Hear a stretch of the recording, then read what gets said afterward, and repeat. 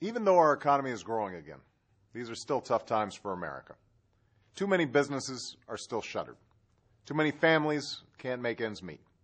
And while yesterday we learned that the unemployment rate has dropped below 10% for the first time since summer, it's still unacceptably high, and too many Americans still can't find work. But what we have to remember at a time like this is that we're not helpless in the face of our difficulties. As Americans, we make our own destiny. We forge our own path. And I'm confident that if we come together and put aside the politics that keeps holding us back, we can do that again. We can rebuild this economy on a new, stronger foundation that leads to more jobs and greater prosperity. I believe a key part of that foundation is America's small businesses, the places where most new jobs begin. These companies represent the essence of the American spirit, the promise that anyone can succeed in this country if you have a good idea and the determination to see it through.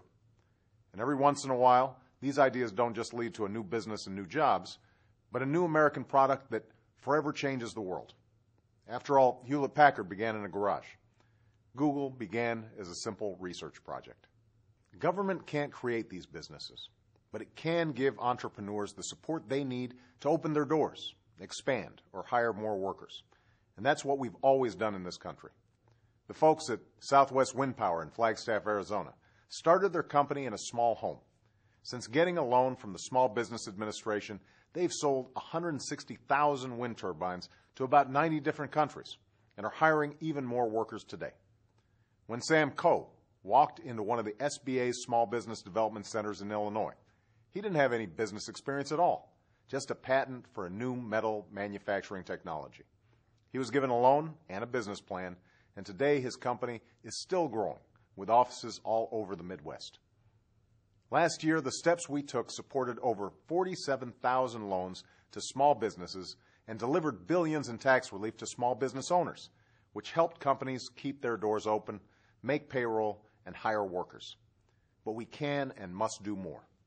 That's why I've proposed a series of steps this week to support small business owners and the jobs they create, to provide more access to credit, more incentives to hire, and more opportunities to grow and sell products all over the world. Because financing remains difficult for good, credit-worthy small businesses across the country, I've proposed that we take $30 billion from the TARP fund originally used for Wall Street and create a new small business lending fund that will provide capital for community banks on Main Street. These are the small local banks that will be able to give our small business owners more of the credit they need to stay afloat. And we should also continue to waive fees, increase guarantees, and expand the size of SBA-backed loans for small businesses. And yesterday, I proposed making it easier for small business owners to refinance their mortgages during these tough times. To give these companies greater incentives to grow and create jobs, I've proposed a new tax credit for more than 1 million small businesses that hire new workers or raise wages, as well as the elimination of all capital gains taxes on small business investment. Finally, we should provide targeted support to the most innovative small businesses, the ones with the greatest potential to export new goods and products all over the world. A lot of these companies, like the wind turbine manufacturer I mentioned, are the foundation on which we can rebuild our economy to compete in the 21st century. They just need a little help securing the financing they need to get off the ground. We have every incentive to help them do that. Next week, Congress will start debating many of these proposals. And if anyone has additional ideas to support small businesses and create jobs, I'm happy to consider them. My door is always open. But I urge members of both parties, do not oppose good ideas just because it's good politics to do so.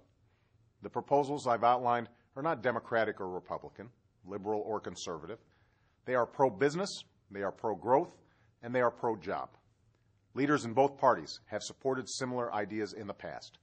So let's come together and pass these measures without delay. Let's put more Americans back to work, and let's give our small business owners the support to do what they've always done, the freedom to pursue their dreams and build our country's future. Thanks for listening.